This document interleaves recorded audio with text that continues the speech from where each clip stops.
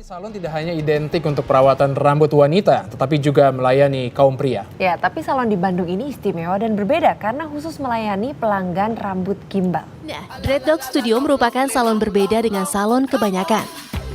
Salon yang terletak di daerah Margahayu, Bandung itu khusus menyediakan perawatan rambut gimbal. Salon khusus rambut gimbal ini terletak di Jalan Bahureksa nomor 15 Bandung. Pemiliknya adalah Diki Alfarizi atau yang akrab disapa Doko Gimbal. Dreadlock Studio dirintis Diki Alfarizi. Pendirinya Diki Alfarizi. Nama saya Diki Alfarizi. Halo, namaku Doko. Halo, nama saya Diki Alfarizi. Dipanggil Doko. Saya adalah founder dan owner dari Dreadlock Studio.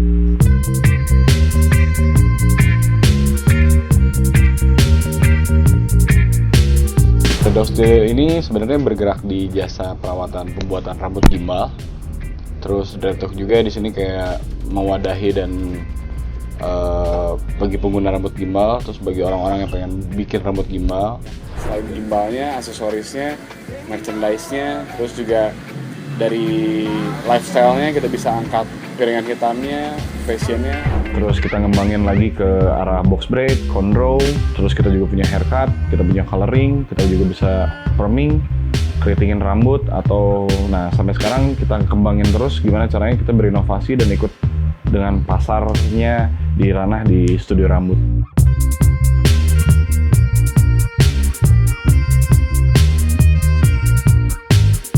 Latar belakang Dreadlock Studio sebenarnya dulunya awalnya iseng-iseng Dulu gara-gara aku mau gimbal, terus susah untuk nyari tempatnya di mana.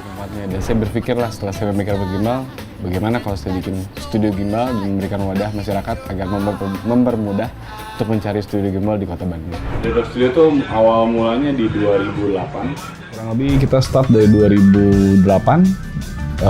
Kita udah jalan 10 tahunan untuk ngebangun si brand Dreadlock itu. Dan ternyata kita ngebangun market yang sebelumnya tidak ada di Indonesia khususnya. Akhirnya kita coba eksplorasi, ngajakin orang-orang untuk mempunyai rambut yang dibilang nyentrik. Terus akhirnya kita coba kayak belajar dari internet, terus akhirnya kita cobain ngolah rambut sendiri, terus ternyata bisa nih. Terus akhirnya kita buka pasar ke Facebook, terus ternyata peminatnya banyak tuh pada saat itu. Dan akhirnya kita coba kembangin lagi sampai sekarang. Jadi tujuan kita adalah kayak membuat dan merawat rambut gimbal pada awalnya seperti itu. Kalau nggak gimbal, kenapa ya? Dulu udah sempet gimbal sih. Dulu dari 2008 udah gimbal, sampai di 2018 kemarin jalan 10 tahun. Kayaknya ada keturunan dari orang tua, rambutnya udah mulai menipis. Jadi rambut dulu panjangnya hampir sepantat. Udah nggak kuat nahan si rambut bebannya. Jadi si rambut tuh lama-lama jadi agak ketarik, terus jadi ngebotakin aja. Akhirnya nggak lama saya putuskan untuk potong rambut. Udah jadi sekarang aja ya. Sampai sekarang rambut ini udah tidak tumbuh lagi. Kembalilah seperti natural apa adanya. Kita lebih mengutamakan dari servis dan cara buat rambut kita mungkin lebih berbeda daripada hal-hal sebelumnya. Yang kita bilang, kita mengedukasi juga teman-teman yang mau gimbal. Kita treatment dulu, kita kasih tahu dulu bagaimana cara buatnya. Habis itu kita baru proses buat sampai jadinya. Setelah jadi, kita kasih tahu juga cara perawatannya. Kita berusaha untuk membuat rambut-rambut yang berbeda dari salon atau barber lain. Kayaknya kalau rambut lain udah terlalu banyak. Akhirnya Dreadlock ini yang kita campaignkan, yang kita informasikan kepada masyarakat, yaitu rambut ini sebenarnya bukan rambut yang pada zaman dulu dibilang aneh ya. Yang sekarang aneh itu harusnya lebih bagus daripada yang tidak aneh. Gitu ya sih. Mungkin yang dibedakan dari Dreadlock sendiri adalah pengemasan brandnya. Kita juga punya metode cara pembuatan rambut gimbal yang mungkin tidak banyak orang melakukan. Terus kita punya pola parting dulu, terus kita juga ngecekin rambut customer dulu, bagaimana rambut ini bisa kita cocokin sama mukanya. Terus kita juga punya event, kita punya merchandise, kita punya activity, dan kita mencoba bahwa Dreadlock ini bisa diterima oleh masyarakat.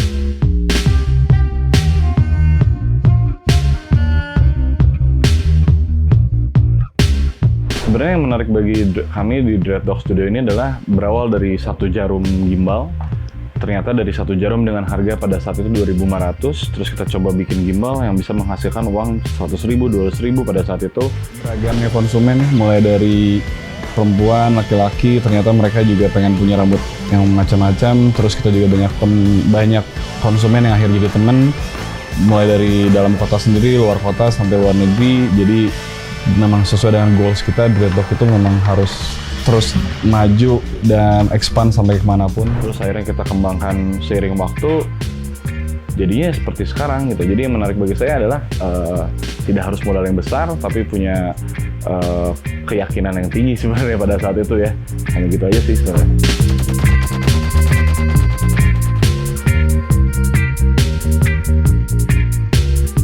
Mungkin sekarang bagaimana cara meracuni orang untuk mencoba rambut gimbal. Nah, di situ baru kita nunjukin lifestyle, fashion, mungkin dari musik juga. Sebenarnya membuat rambut ini menjadi rambut yang biasa aja, yaitu dengan rambut gimbal itu dikemas dengan gaya sekarang. Sampai saat ini Dreadlock bisa bertahan karena kita ngikutin perkembangan zaman. Terus kita juga memikirkan bagaimana kita bisa diterima oleh masyarakat.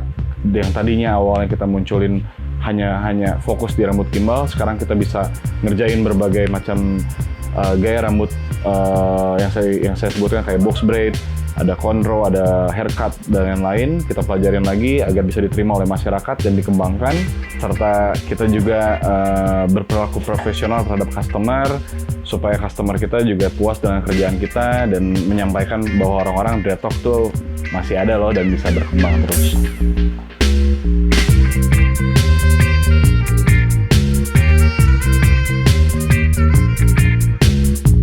Dreadlock Studio ini punya harapan ingin mengubah paradigma masyarakat yang tadi yang buruk itu menjadi lebih baik, dan juga kita ingin mengenalkan rambut gimbal itu tidak dipandang negatif. Mereka punya tujuan yang positif gitu, hanya rambutnya aja, makanya kita pengen memberi kesan kepada masyarakat bahwa gimbal itu nggak semuanya seperti apa yang orang bilang negatif itu. Prospek kedepannya Dreadlock Studio ingin sekali konsisten dalam bidang usaha rambut gimbal, dan ingin mengubah yang segmented rambut gimbal ini menjadi universal. Kedepannya tuh kayak orang kerja, mau di mana aja rambut gimbal ya nggak masalah gitu. Yang penting kan dilihat orangnya, bukan dilihat dari rambutnya gitu. Pada intinya sih kalau Dreadlock sih ingin menggimbalkan masyarakat ya sebenarnya, intinya itu. Kita harus berinovasi mengikuti perkembangan industri rambut. Kita harus tetap eksis. Kita juga memberikan edukasi kepada customer kita dan tim kita. Dan pencapaian kita adalah membuka cabang untuk expand, punya cabang, punya sekolah juga, merchandise dikembangkan lagi, dan agar semua orang tahu bahwa Dreadlock itu ada di Indonesia.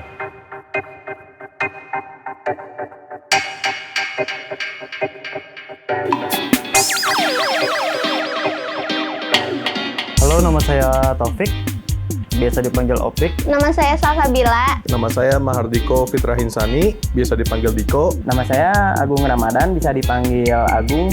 Saya di Dreadlock Studio ini sebagai hairstyling. Saya sebagai hairstylist dan head store juga di Dreadlock Studio ini. Di Dreadlock Studio saya sebagai hairstylist dan memegang sosial media Dreadlock Studio. Saya sebagai administrasi di sini. Ketika awal bergabung, Dreadlock tuh mencari tenaga kerja, dan mereka menawarkan kesempatan bagi saya yang bahkan belum terjun di dunia rambut, dan saya tertarik untuk menjawab tantangan itu untuk terjun di dunia rambut yang sebelumnya saya nggak punya basic sama sekali. Alasannya karena saya udah bergerak di ranah rambut gimbal dari sebelum saya ke Dreadlock. Kemudian saya tertantang untuk mencoba challenge untuk bergabung di Dreadlock ini karena menurut saya rambut gimbal itu bisa banyak improve-nya, bisa lebih meluas. Karena saya tertarik di dunia rambut, dan kebetulan kayaknya di sini tuh beda gitu, kayak ada orang-orangnya tuh nggak kayak terus kerja, pasti ada main-mainnya juga, bercanda-bercandanya juga, jadi nggak kerja terus gitu. Sebelum kerja di sini saya udah berada di dunia perambutan yang lebih utamanya lagi di gimbal mungkin. Dari awal saya 2018 saya udah mulai ngegimbal orang gitu, dan tahunya di sini ada sebagai wadah lagi buat saya bereksperimen mungkin ya, dan mengembangkan diri. Yang ingin saya capai di Dreadlock Studio setelah saya diberi kesempatan untuk belajar di sini, untuk bekerja di sini, saya ingin lebih meningkatkan skill saya dan pengetahuan saya di dunia hairstyling dan ingin membantu Dreadlock yang sudah memberikan saya kesempatan terjun di dunia hairstyling ini.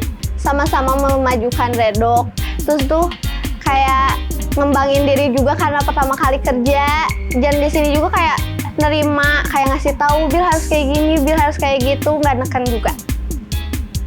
Untuk pencapaian saya pribadi nih pengen mengasah lagi skill di ranah perambutan dan menjadi hairstyling ternama juga. Ingin membantu mengembangkan si Dreadlocknya sendiri untuk bergerak di bidang industri rambut gimbal dan cornrow dan box braid dan other style yang nggak biasa untuk di kalangan masyarakat dan memasyarakatkan rambut-rambut yang nggak biasa juga.